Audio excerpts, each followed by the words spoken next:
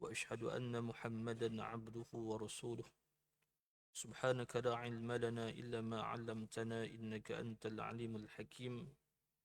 اللهم يسر أمورنا مع راحة لقلوبنا وأبداننا والسلامة من كل إثم والغنيمة من كل بر والفوز بالجنة والنجاة من النار.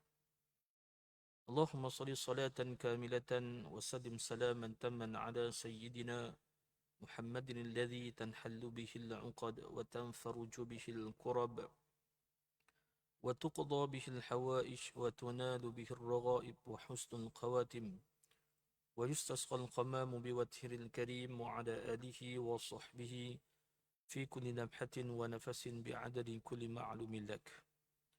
وقال رب اشرح لي صدري ويسر لي أمري واحلل عقدة من لساني يفقه قولي أما بعد.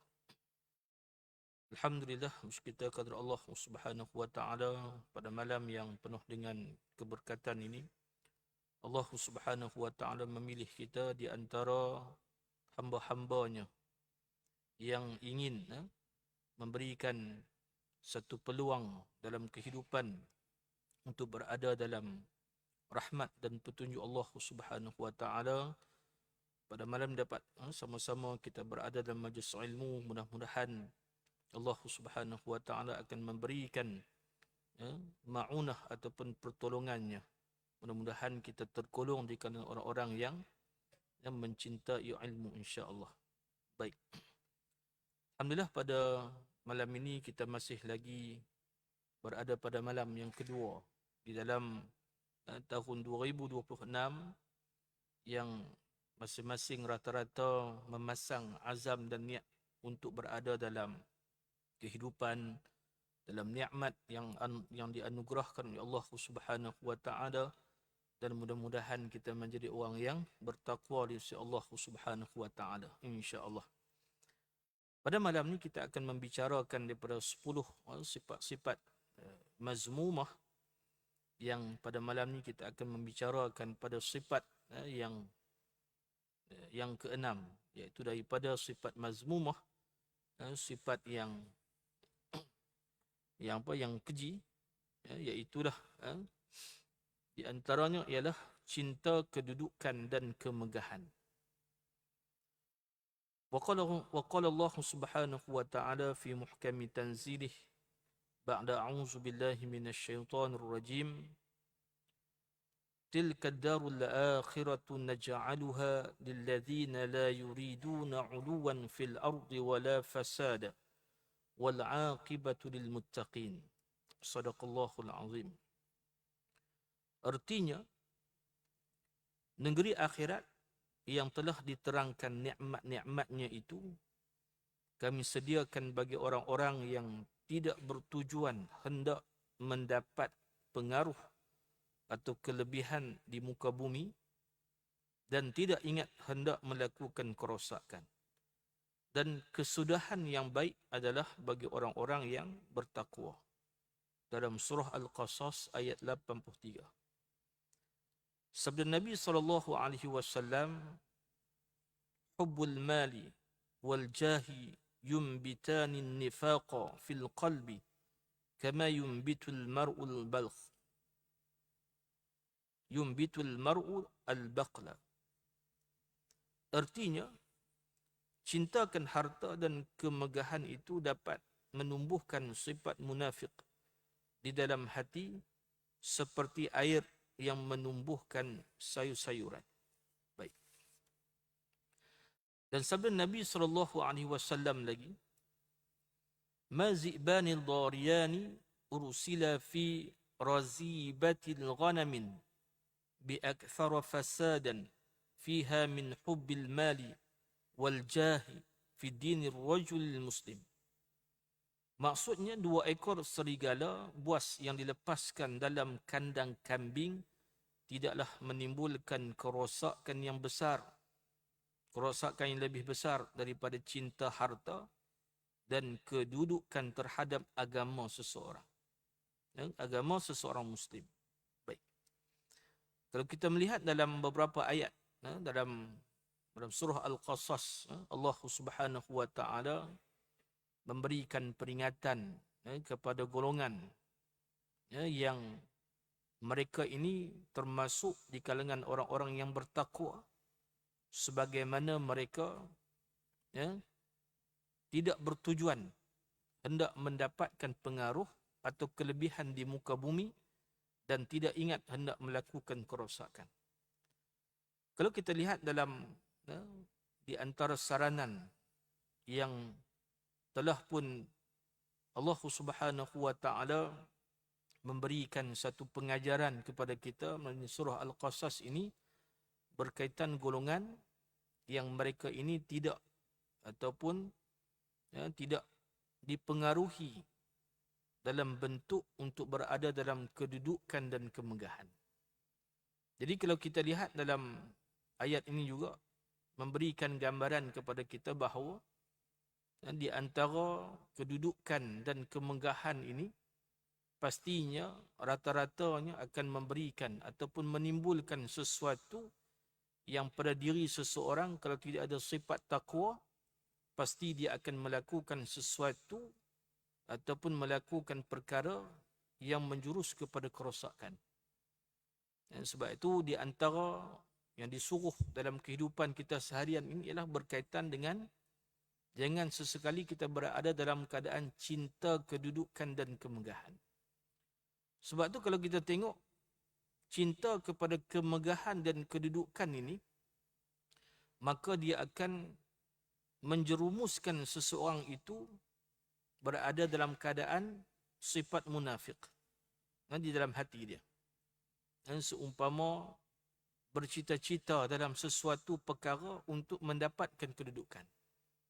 Dan kalau kita tengok dalam situasi pada hari ini, orang yang nak kepada kedudukan biasanya dia akan berada dalam keadaan lobby-melobi. Dia akan berada dalam keadaan orang kata pencantas-mencantas di antara kedudukannya. Tetapi bagi Islam, maka kedudukan ini tidak dianjurkan. Maksudnya tidak digemari bagi orang yang melalui dirinya ada sifat taqwa kepada Allah Subhanahu wa taala. Dan sebab tu kalau kita tengok orang yang berada dalam kedudukan yang cinta kepada kedudukan dan kemegahan, maka Nabi SAW meletakkan orang ini, dia akan disirami, ditumbuhi dalam hati dia satu bentuk sifat munafik. Sebab munafik ni maksudnya kalau dia berada dalam kedudukan sebagai orang yang ada kedudukan, mungkin pada satu sudut dia menjanjikan sesuatu yang tidak mana mungkin dapat dipenuhi. Maksudnya salah satu daripada orang munafik, apabila dia berjanji, maka dia memungkiri, maka salah satu juga akan menimbulkan sifat munafik yang ada dalam diri dia. Dan juga Nabi SAW menyifatkan di antara orang yang cinta harta dan kedudukan dan kemegahan ini juga, maka dia menyirami dalam diri dia sifat munafik seumpama seperti air yang menumbuhkan sayur-sayuran. Ini di antara bentuk yang bagi kita orang Islam, dan kita kena melihat perkara bukan sekadar untuk berada pada kedudukan, kemegahan dan pangkat dan kedudukan, tetapi melihat apakah yang disebut oleh Nabi SAW. Dan juga Nabi SAW juga menyebut di antara kedudukan orang yang nak kepada kemegahan dan kedudukan, maka Nabi SAW memperumpamakan seumpama seperti 2 ekor serigala buas yang dilepaskan di dalam kandang kambing, tidaklah menimbulkan kerosakan yang lebih besar daripada cinta harta dan kedudukan terhadap agama seseorang Muslim. Sebab tu kalau kambing ni, serigala ni dilepaskan, maka pasti dia akan tuju pada seekor sahaja ataupun 2 ekor sahaja. Sebab apa?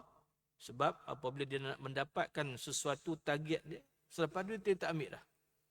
Berbanding dengan orang Islam, seorang Muslim ini, dia akan memberikan kerosakan yang lebih besar iaitulah daripada cinta harta dan kedudukan terhadap agama, terhadap seseorang Muslim. Jadi kalau kita diberikan satu kedudukan yang tinggi, maka mana mungkin kita boleh menyesuaikan, menyusun setiap kedudukan tersebut.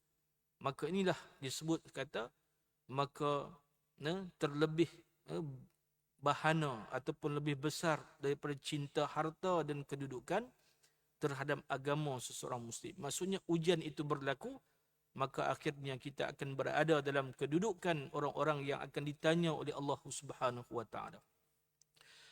Bahkan juga Nabi SAW juga dengan memuji sikap tidak menonjolkan diri. Ini di antara dalam Islam. Dan kalau kita ni nak tunjukkan diri, maksudnya orang akan kata kita ni, orang kata apa? Ada istilah tu, orang kata apa? Pulun, nak dapat sesuatu kedudukan. Dan kalau beginilah sifat, maka Nabi SAW memuji bagi orang yang tidak beria-ria nak mendapatkan sesuatu kedudukan. Maka disebut oleh Nabi SAW, Rabba asy'atha aghbara zi timrain la yu'bahu lahu law aqsama 'ala Allah azza wa jalla la abarrahu. Ada ramai orang yang kusut masai, berdebu, berpakaian compang-camping dan tidak diperhatikan oleh orang lain. Tetapi jika ia bersumpah atas nama Allah azza wa jalla, nescaya Allah akan memenuhi sumpahnya.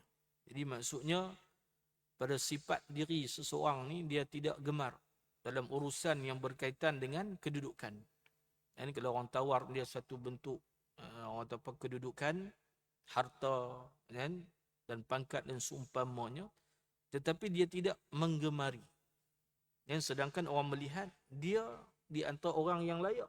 Dan kalau orang yang demikian, dia tahu targetnya lah.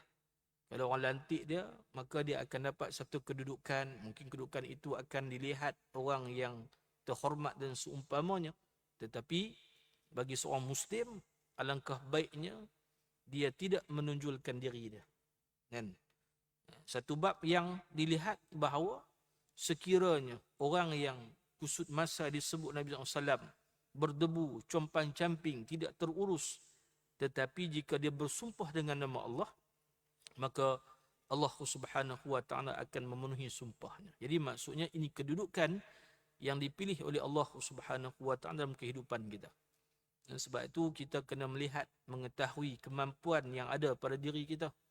Jangan kita duk rasa kita ni orang yang hebat. Kalau sebut apa yang kita boleh, maka kita boleh buat kesemuanya. Tak.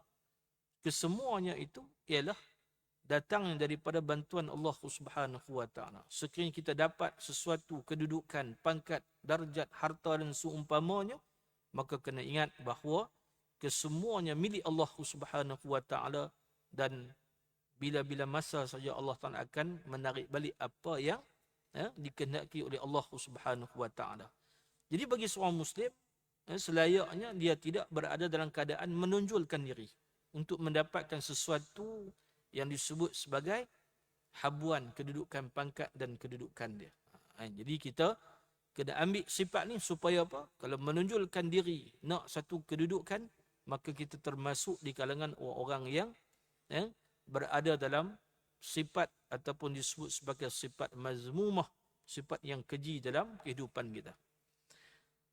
Dan ditambah lagi Nabi SAW menyebut, Inna ahlul jannati kullu ashghatha aghbara zi timrain iza sta'dhanu 'ala al-umara'i lahum yu'zan lahum wa iza talabu an-nisaa lam yunkahu aw iza qalu al-haditha lam yusad liqawlihim hawaiju ahadihim tatajaljalu fi sadrihi Lau qusima nuruhu yawmal qiyamati 'alan nasi lawasi'ahum.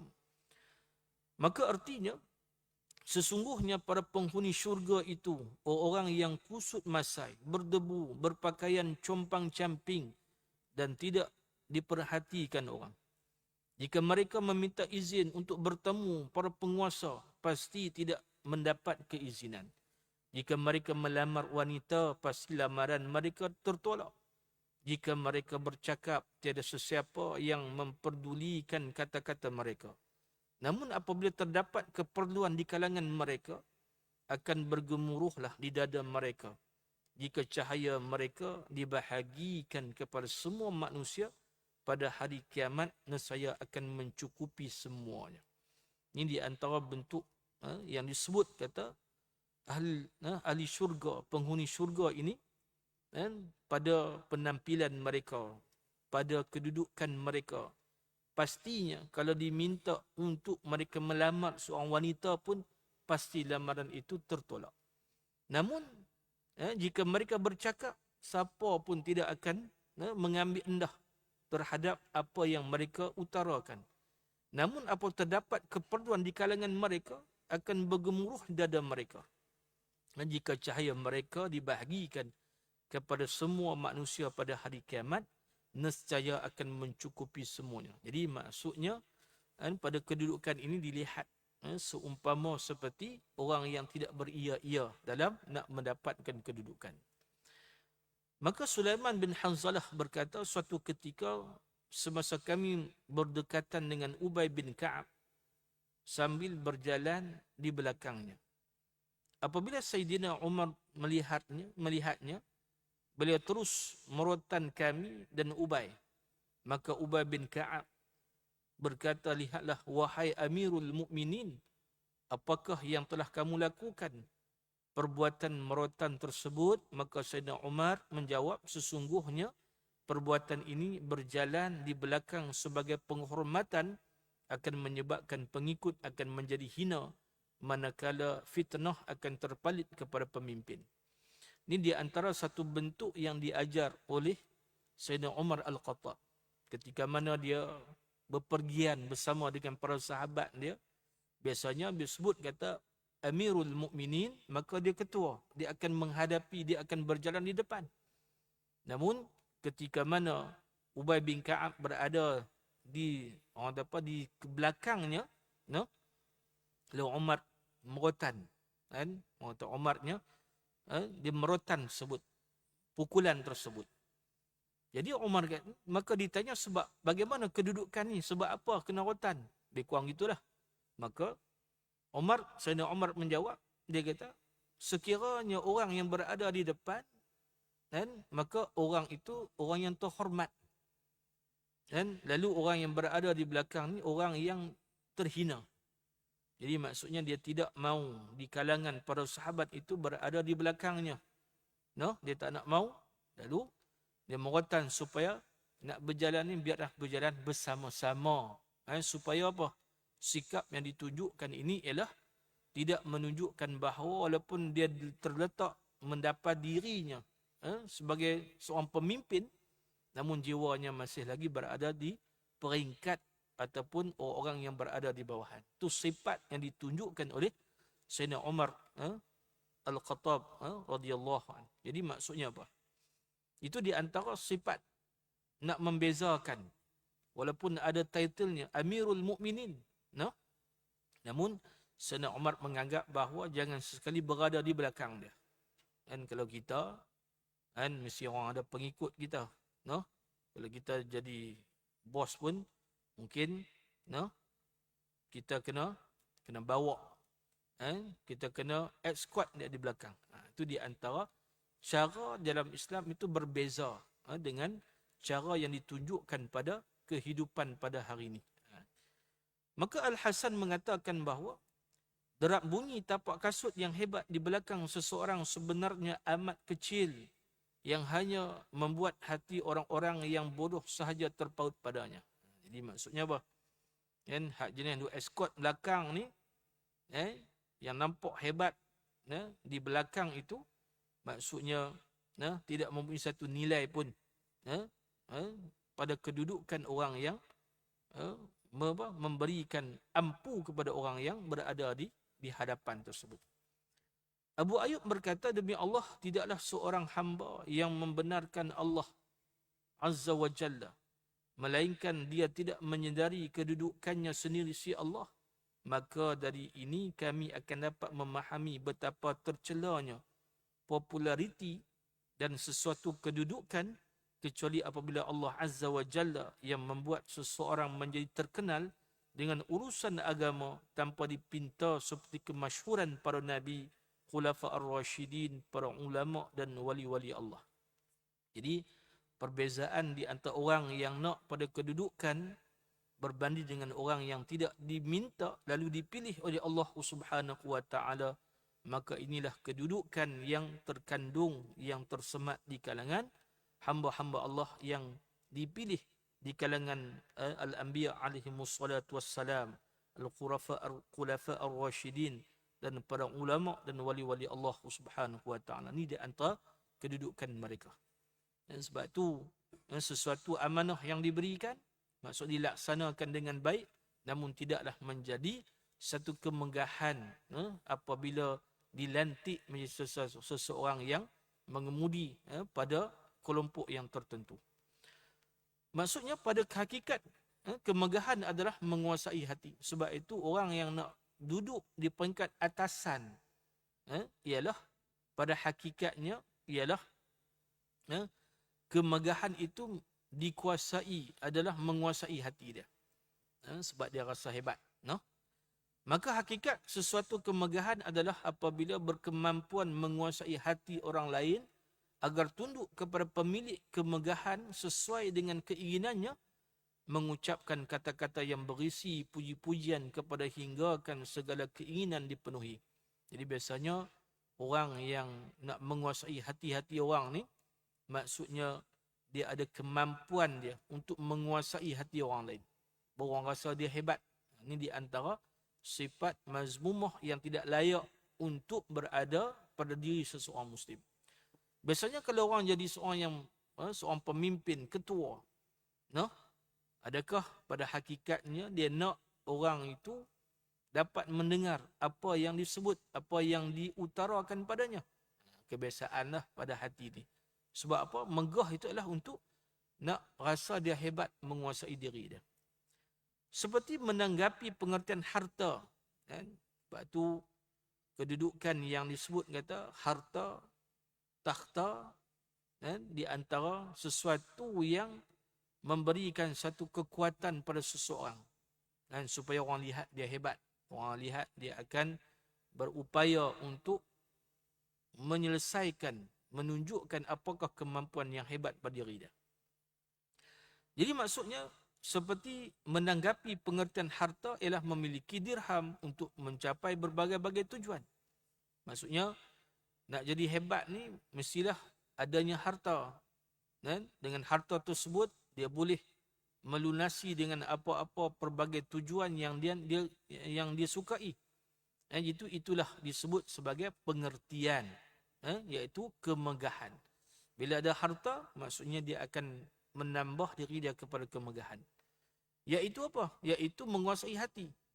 Bila ada harta, dia ada megah, maksudnya puas dah hati dia. Rasa hebat dah diri dia. Akan tetapi, kemegahan lebih disenangi kerana ia memudahkan jalan memperolehi kekayaan berbanding harta. Jadi maksudnya, pada situasi ini orang kata harta, bila dia harta, maksudnya dia akan berada sekitar kemegahan. Tetapi kalau megah, maksudnya mudah-mudahlah dia nak dapat harta tersebut. Ini nak latih kita supaya kita melihat situasi ini bukanlah sesuatu yang baik terhadap seorang Muslim.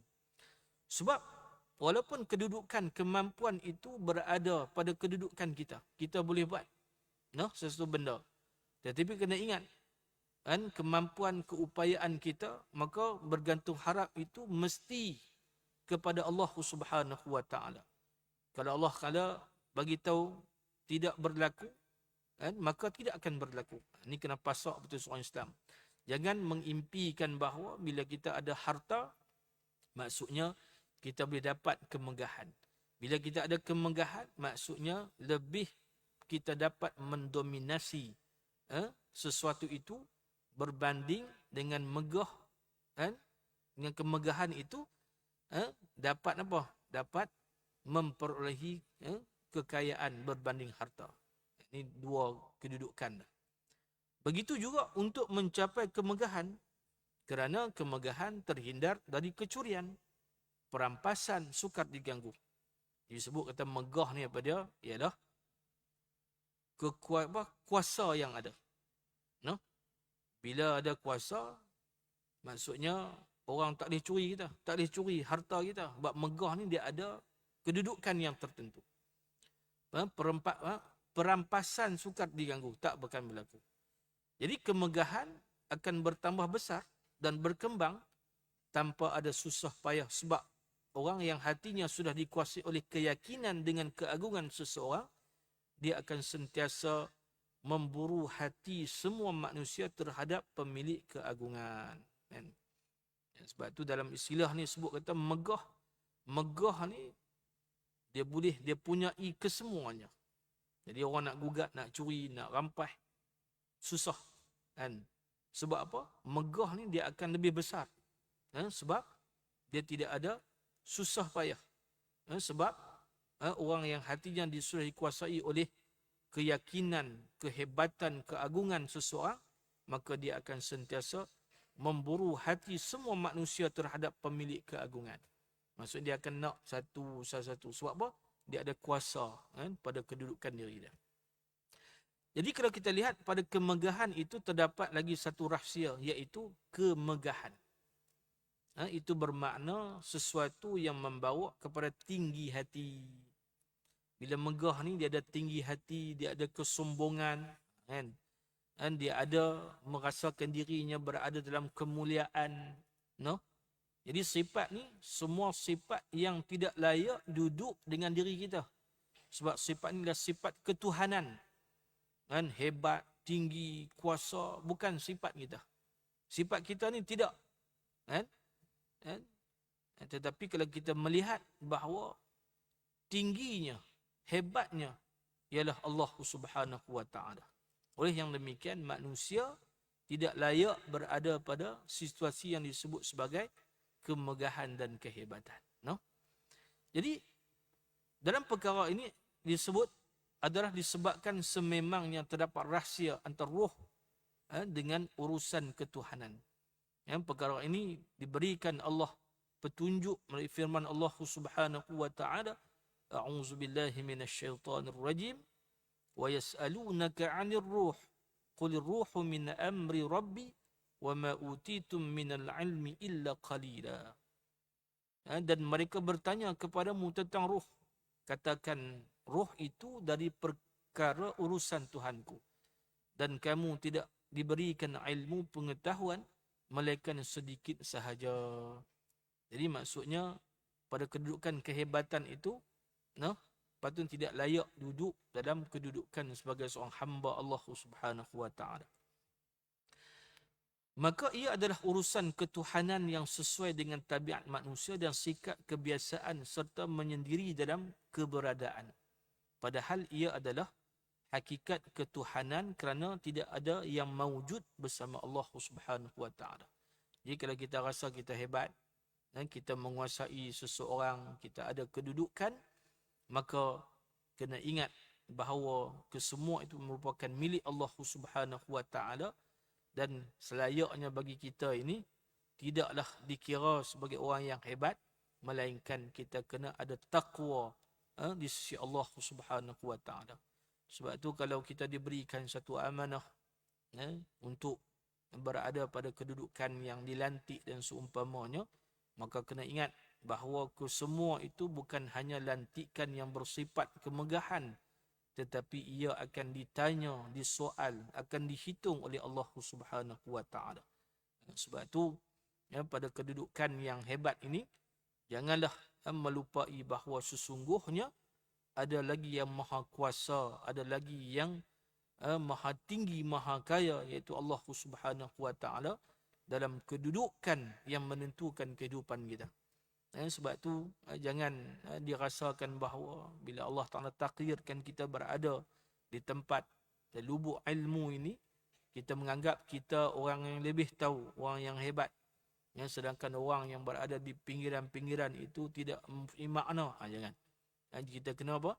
Kena rasa bahawa Allah Ta'ala bagi kedudukan yang kita minta dengan usaha kita, ditakdirkan oleh Allah Subhanahu wa taala, melainkan kena ada dalam hati kita ialah untuk kita menyambungkan warisan ilmu kepada orang yang berada di sekitar kita, supaya risalah Islam itu sekar, mekar dan berada pada kedudukan kesemuanya dapat memahami dalam urusan agama tersebut. Sebab itu ilmu yang Allah Ta'ala bagi pada kita ni bukan hanya untuk kita seorang-seorang. Ilmu yang manfaat lah. Ilmu yang manfaat, yang tidak manfaat ni jangan duk dikongsi. Ilmu yang manfaat ni ilmu yang mengenal diri kita, mengenal Allah Ta'ala. Itu di antara ilmu yang bermanfaat, iaitu ilmu yang dapat membezakan di antara benda yang hak, benda yang batil, dan juga menambahkan rasa takut kita kepada Allah Subhanahu wa taala. Sekalipun kedudukan yang Allah Taala bagi pada kita, janganlah kita bercita-cita untuk merasakan bahawa kehebatan itu hanya sanya untuk kita, tak boleh. Jadi kalau kita lantiklah jadi ketua mana-mana, kena ingat sesungguhnya lantikan ini merupakan satu bentuk amanah yang perlu dia dijaga supaya tidak menimbulkan fitnah dalam kehidupan kita. Akan tetapi kalau kita lihat sebagaimana bentuk yang Allah Ta'ala zahirkan, Allah cerita dalam Al-Quranul Karim, iaitulah berkaitan bagaimana seorang manusia yang disebut di antaranya adalah Fir'aun, ketika mana diberikan kuasa, maka akhirnya dia mengatakan bahawa dialah Tuhan yang menjadikan, sebab dia rasa dia hebat, kuasa tingginya. Jadi kalau kita lihat dari segi orang kata apa, segala keberadaan yang ada, semuanya bagaikan bayang-bayang dan cahaya. Jadi maksudnya yang kita duduk di atas muka dunia ni, kesemua ni dia bukan realiti yang sebenar.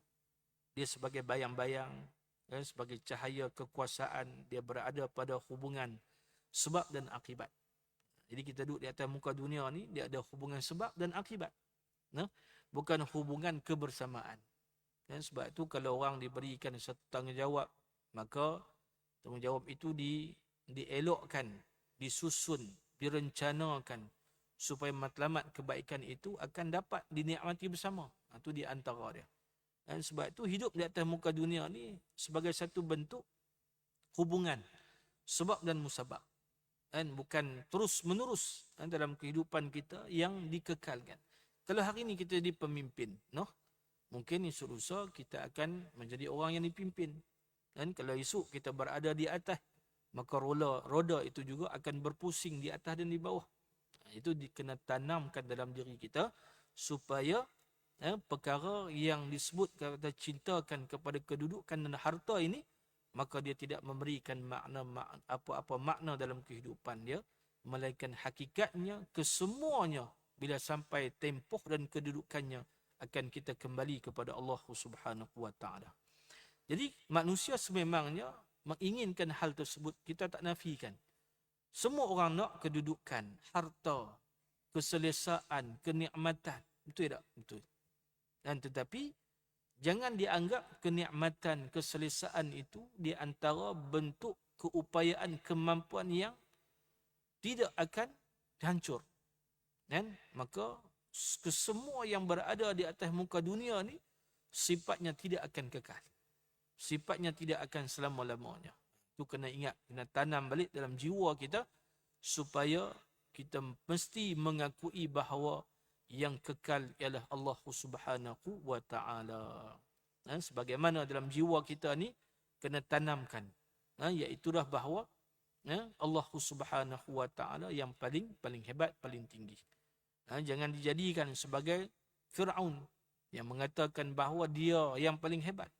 Jika dimiliki kesendirian dalam wujud, maka dia tidak ingin kehilangan perasaan lebih tinggi dan berkuasa ke atas segala yang mawujud untuk digunakan sesuai dengan tujuannya.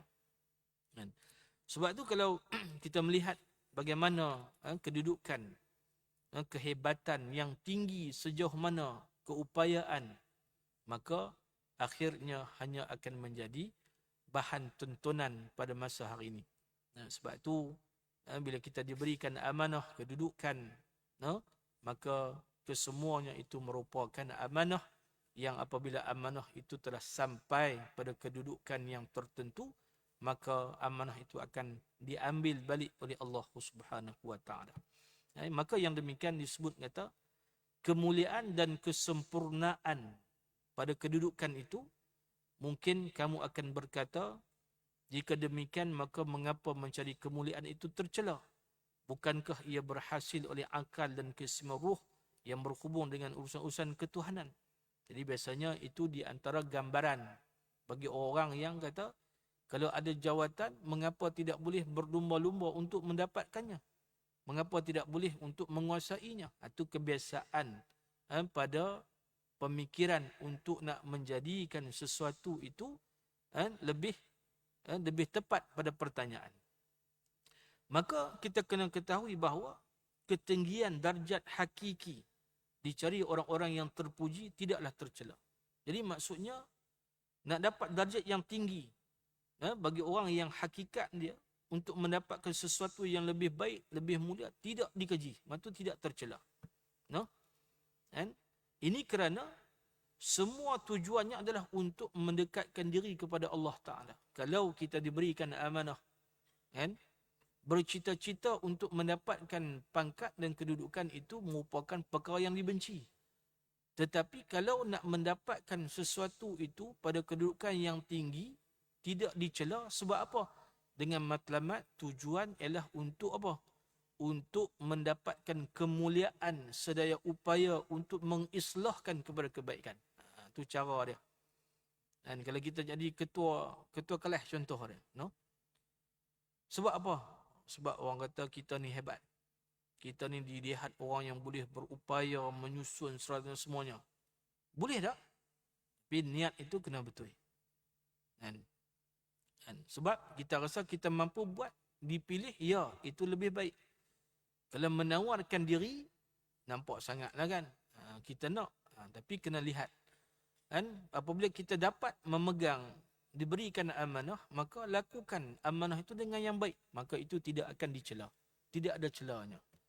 Yang menjadi celanya ialah mengimpikan sesuatu dan mengukuhkan kedudukan, bahkan juga orang lain tidak mendapat kedudukan. Jadi yang tercela adalah mencari kesempurnaan yang ilusi. Itu cerita dia. Kalau nak dapat ni, nak abang kata kita ni hebat, kita ni boleh buat macam-macam. Itu ilusi semata-mata. Pada hakikatnya tak ada apa pun. Itu yang rasa apa? Yang rasa duduk dalam keadaan tercela. Jadi kesempurnaan yang hakiki berdasarkan ilmu. Jadi nak dapat satu bentuk yang dipilih kita jadi orang yang berada pada kedudukan ni, mestilah kita ada ilmu. Ada kedudukan, ada ilmu. Dan ilmu ni pula dapat, orang kata apa, menyesuaikan pada waktu dan kedudukan pada bila mana masa. Sebab tu bila orang ada ilmu ni, dia mengolah ilmu tersebut, bagaimana dia berada dalam situasi begini, dia berada dalam situasi begini, maka dia dapat menyesuaikan diri dia supaya orang dapat melihat pada ilmu tersebut. Maksudnya dia akan ada kebebasan dan ada kemampuan yang tidak dibatasi oleh yang lain. Syaitan ni tinggi sikit lah. Kalau orang bercerita jadi pemimpin, yang ni dah kena baca dulu. Kena rasa dulu. Bukan rasa jadi pemimpin ni, orang rasa kita hebat, kita kuat, kita mampu. Tak. Maka kalau ia rasa kita berada dalam orang yang hebat, maka kita termasuk di kalangan orang yang tercela. Sebab apa? Sebab tunjang asas yang nak dapat kedudukan sebagai pemimpin ni, dia mesti bertakwa, berilmu dan beramal soleh. Ni ciri yang terbaik dalam nak mendapatkan sesuatu. Namun tidak akan terbentuk pada seorang hamba suatu hakikat kemampuan. Kerana kemampuannya terhadap diwujudkan oleh kekayaan dan kemegahan. Itulah kesempurnaan yang palsu, kerana ia adalah perkara yang sementara. Jadi maksudnya, orang kata dengan harta, dengan kemegahan itu, dia mampu buat. Jadi, yang ini dikira sebagai kesempurnaan yang palsu.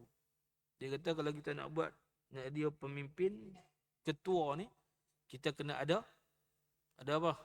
Kena ada kaya, kena ada megah, baru kita boleh buat. Tak. Ni satu ilusi yang apa? Yang palsu sebenarnya. Kan?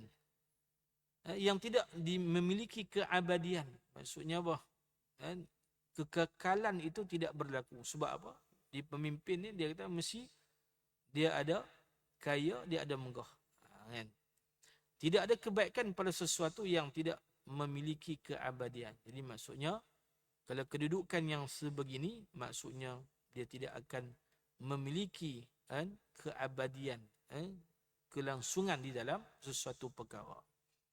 Bahkan dikatakan dengan nukilan hikmah, di antaranya adalah kegelisahanku yang terbesar ada pada kebahagiaan yang pemiliknya meyakini ia akan hilang. Ini di antara nukilan supaya mereda, memujuk diri, supaya kedudukan-kedudukan yang demikian ialah bersifat sementara yang akhirnya akan membawa kita, akan dihitung oleh Allah Subhanahu Wa Taala.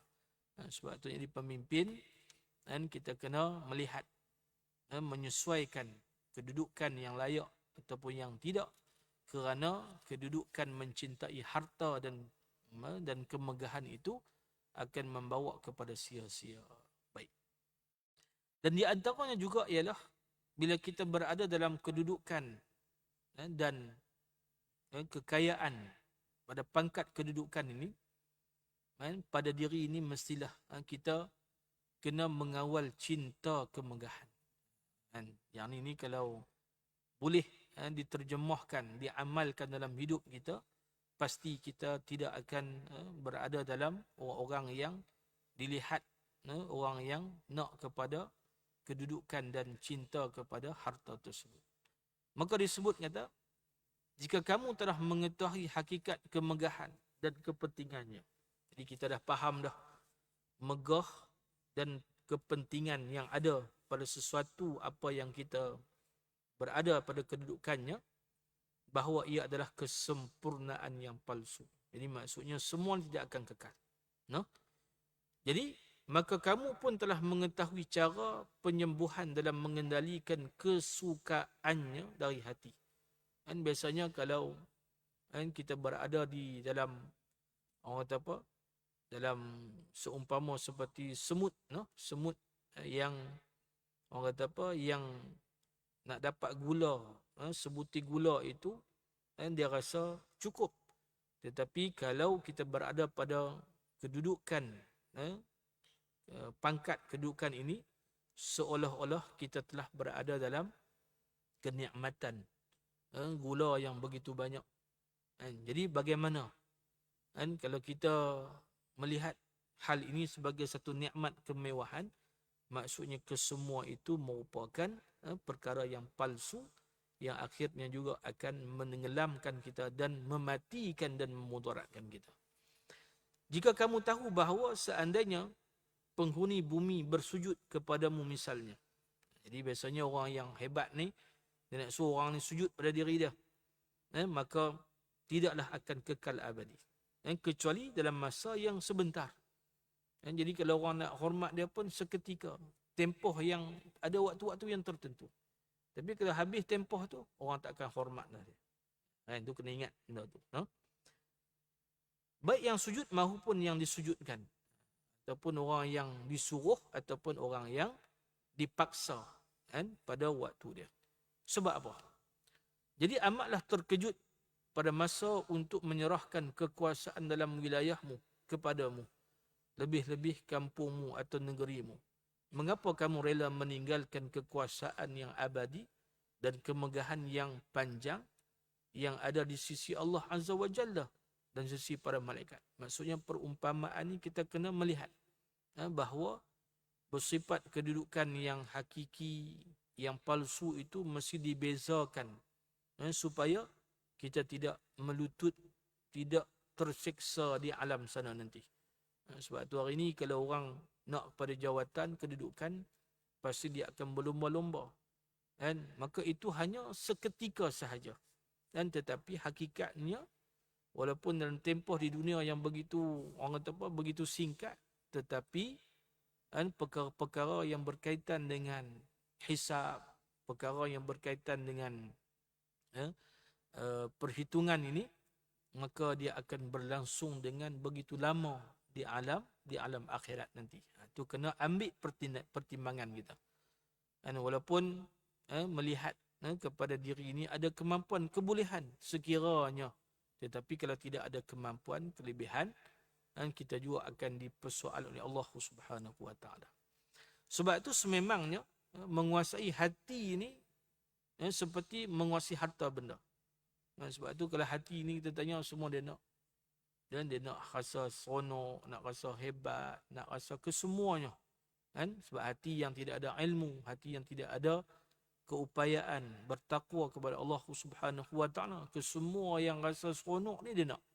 Tapi kena ingat, keseronokan yang Allah bagi di atas muka dunia ni, dia hanya bersifat sementara saja. Jadi kita lah nak bawa keseronokan itu dengan amal yang baik, amal yang soleh, amal yang bertakwa kepada Allah Ta'ala, supaya di hari akhirat kita akan berada pada orang yang dikumpulkan bersama orang yang muttaqin di jannah nanti. Jadi sebab itu disebut kata, pencarianmu terhadap kemampuan ini dibenarkan. Jadi maksudnya duduk pada waktu tingkat yang ada kedudukan ini dibenarkan. Sebab apa?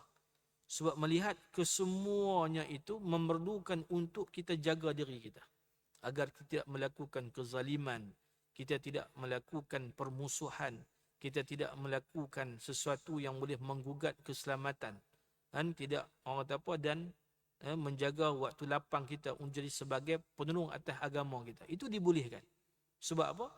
Bila duduk di peringkat atasan, kena raih kedudukan kebaikan, bukan hanya pada kemewahan, kenikmatan semata-mata, tetapi mesti melihat kepada situasi yang dirasai untuk menjadikan kebaikan dan kestabilan, maka ini dibenarkan dalam kehidupan kita. Dan dengan syarat, maksudnya apa? Kamu berasa cukup dengan kemampuan yang penting. Seperti dalam masalah harta. Dan biasanya orang yang diberikan kedudukan, dia akan dapat imbuhan yang begitu tinggi.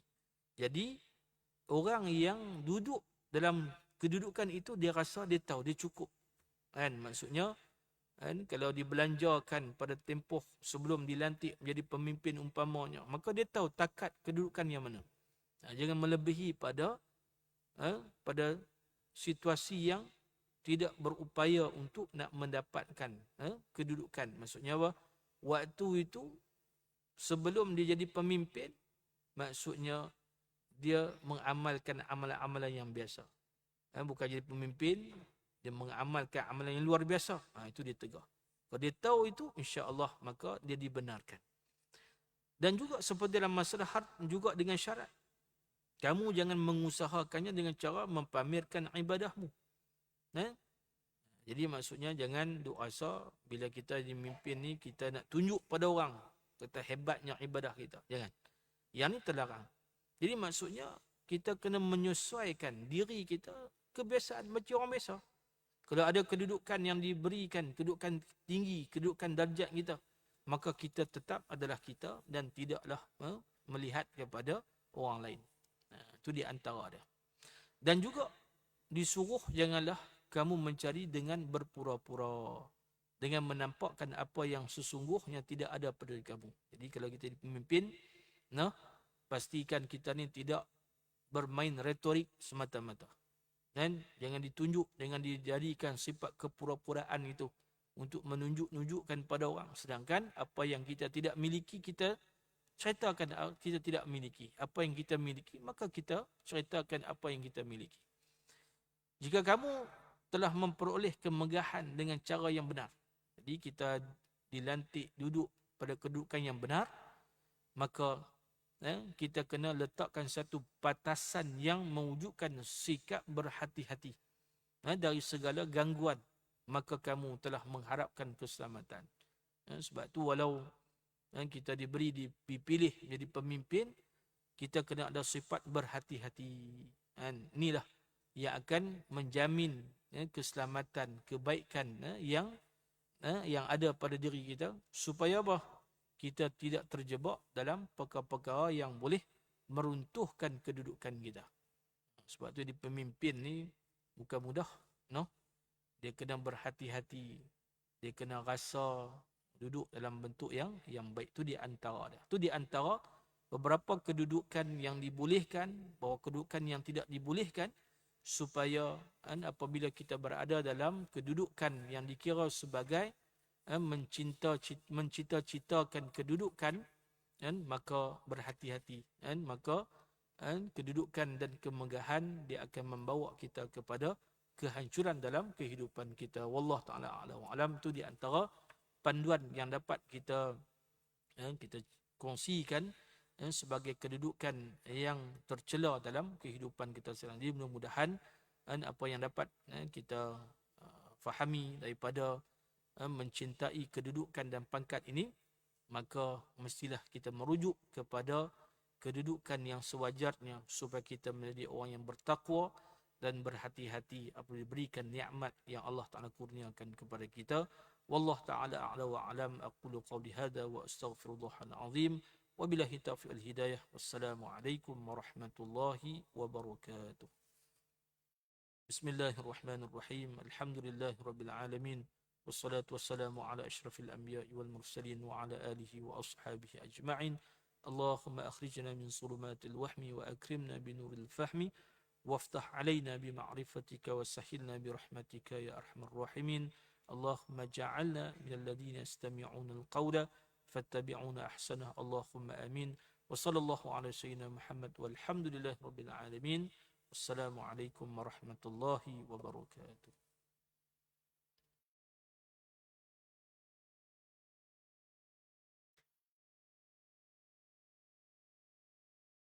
الله أكبر الله أكبر الله أكبر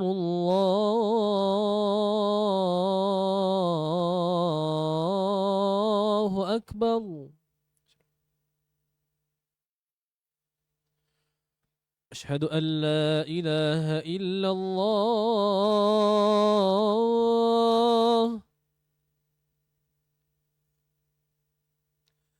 أشهد أن لا إله إلا الله.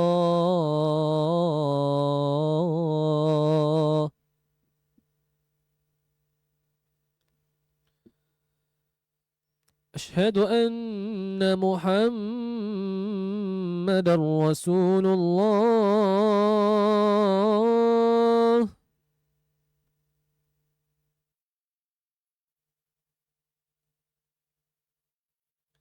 أشهد أن محمدًا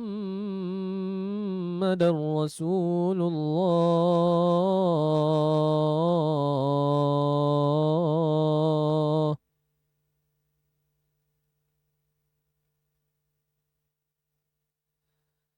حي على الصلاة. حي على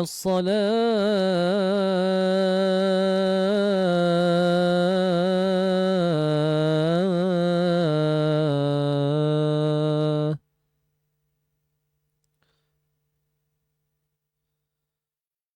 حي على الفلاح.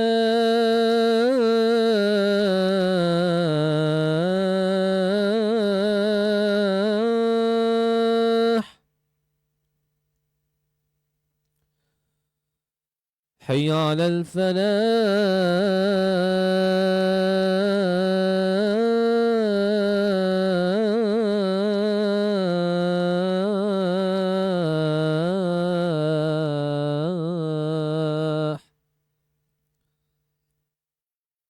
الله أكبر الله أكبر. لا إله إلا الله.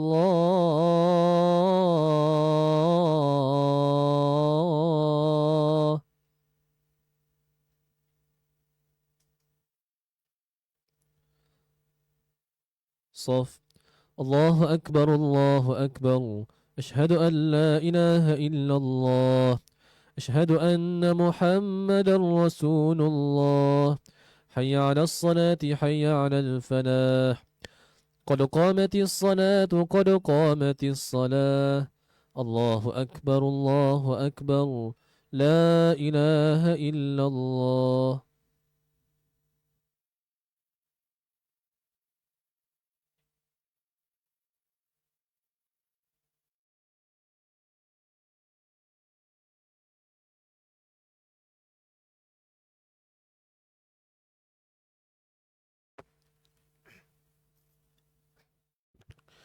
استقيموا واعتدلوا أقيموا صفوفكم وتراصوا وتلك الصاف ربك الصاف رب يعوذك. صلي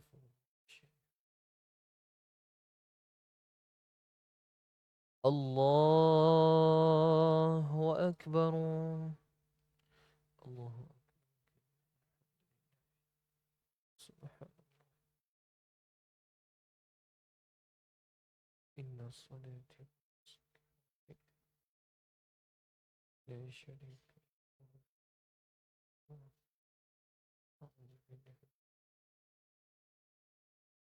بسم الله الرحمن الرحيم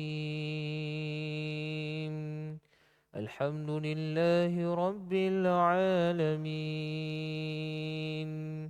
الرحمن الرحيم مالك يوم الدين إياك نعبد وإياك نستعين اهدنا الصراط المستقيم صراط الذين أنعمت عليهم غير المغضوب عليهم ولا الضالين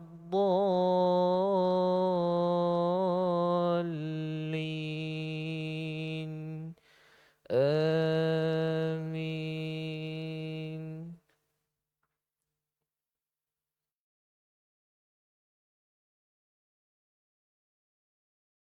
بسم الله الرحمن الرحيم إذا السماء انفطرت وإذا الكواكب انتثرت وإذا البحار فجرت وإذا القبور بعثرت علمت نفس ما قدمت وأخرت يا أيها الإنسان ما غرك بربك الكريم الذي خلقك فسواك فعدلك في أي صورة ما شاء ركبك كلا بل تكذبون بالدين وإن عليكم لحافظين كراما كاتبين يعلمون ما تفعلون إن الأبرار لفي نعيم وإن الفجار لفي جحيم يصلونها يوم الدين وما هم عنها بغائبين وما أدراك ما يوم الدين ثم ما أدراك ما يوم الدين يوم لا تملك نفس لنفس شيئا والأمر يومئذ لله.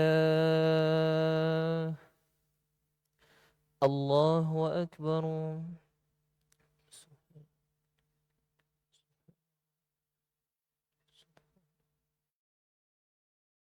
سمع الله لمن حمده. الله أكبر.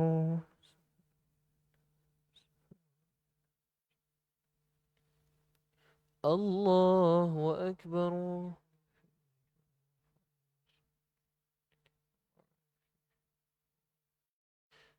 الله أكبر.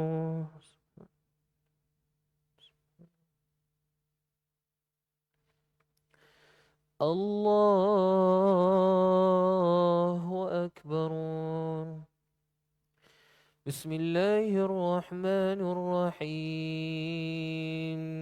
الحمد لله رب العالمين، الرحمن الرحيم، مالك يوم الدين. إياك نعبد وإياك نستعين. اهدنا الصراط المستقيم، صراط الذين أنعمت عليهم غير المغضوب عليهم ولا الضالين.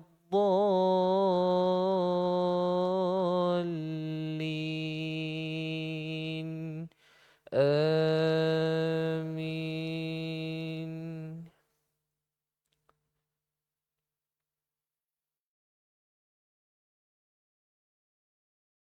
بسم الله الرحمن الرحيم.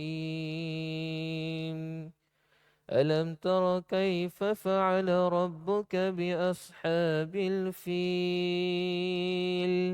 ألم يجعل كيدهم في تضليل، وأرسل عليهم طيرا أبابيل ترميهم بحجارة من سجيل فجعلهم كعصف مأكول. الله أكبر.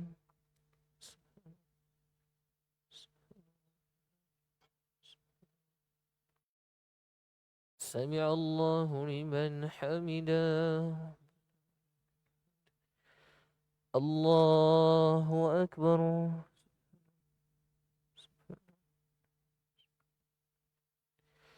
الله أكبر.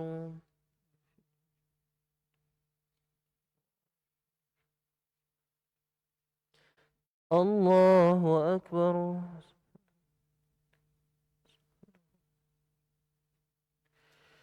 الله أكبر. التحية والصلاة والسلام عليكم. السلام علينا وعلى أشهد أن لا إله. اللهم صل على سيدنا محمد.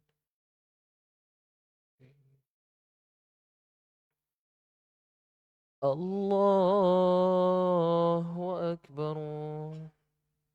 أعوذ بالله من الشيطان. بسم الله الرحمن الرحيم. الحمد لله رب العالمين.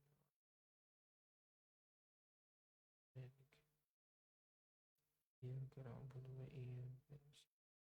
اهدنا الصراط المستقيم، صراط الذين أنعمت غير المغضوب عليهم.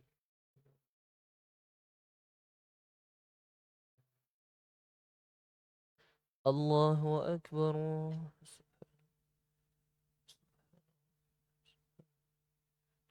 سمع الله لمن حمده. الله أكبر.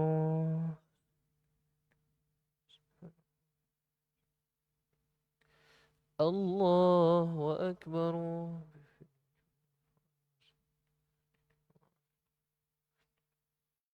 الله أكبر.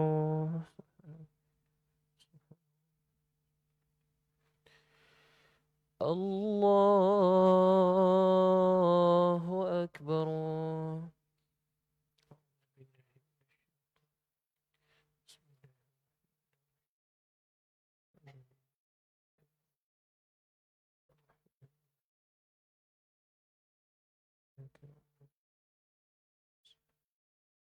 اهدنا الصراط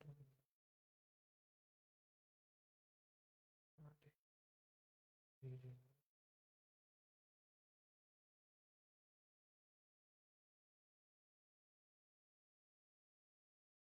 الله أكبر.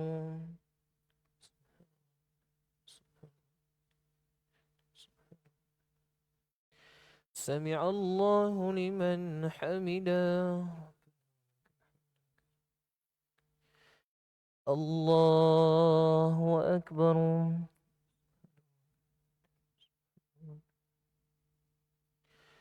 الله أكبر.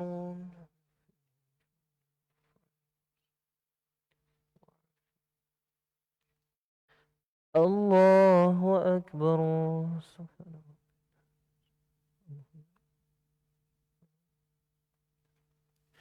الله أكبر.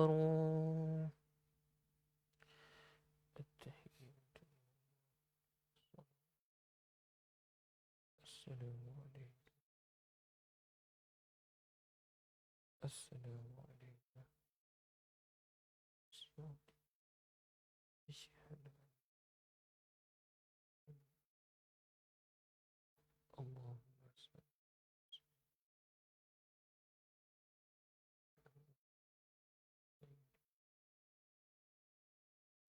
الله.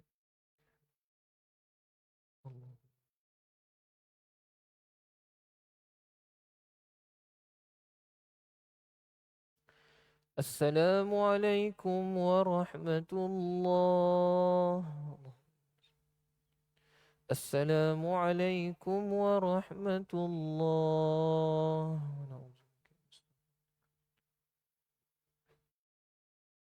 الحمد لله لم يتخذ ولدا ولم يكن له شريك في الملك ولم يكن له ولي من الذل وكبره تكبيرا. أستغفر الله العظيم الذي لا إله إلا هو الحي القيوم وأتوب إليه. أستغفر الله العظيم الذي لا إله إلا هو الحي القيوم وأتوب إليه. أستغفر الله العظيم الذي لا إله إلا هو الحي القيوم وأتوب إليه. الفاتحة. أعوذ بالله من الشيطان الرجيم. بسم الله الرحمن الرحيم. الحمد لله رب العالمين الرحمن الرحيم مالك يوم الدين. إياك نعبد وإياك نستعين. اهدنا الصراط المستقيم صراط الذين أنعمت عليهم غير المغضوب عليهم ولا الضالين آمين. سورة الملك. بسم الله الرحمن الرحيم. تبارك الذي بيده الملك وهو على كل شيء قدير. الذي خلق الموت والحياة ليبلوكم أيكم أحسن عملا وهو العزيز الغفور. الذي خلق 7 سماوات طباقا ما ترى في خلق الرحمن من تفاوت فارجع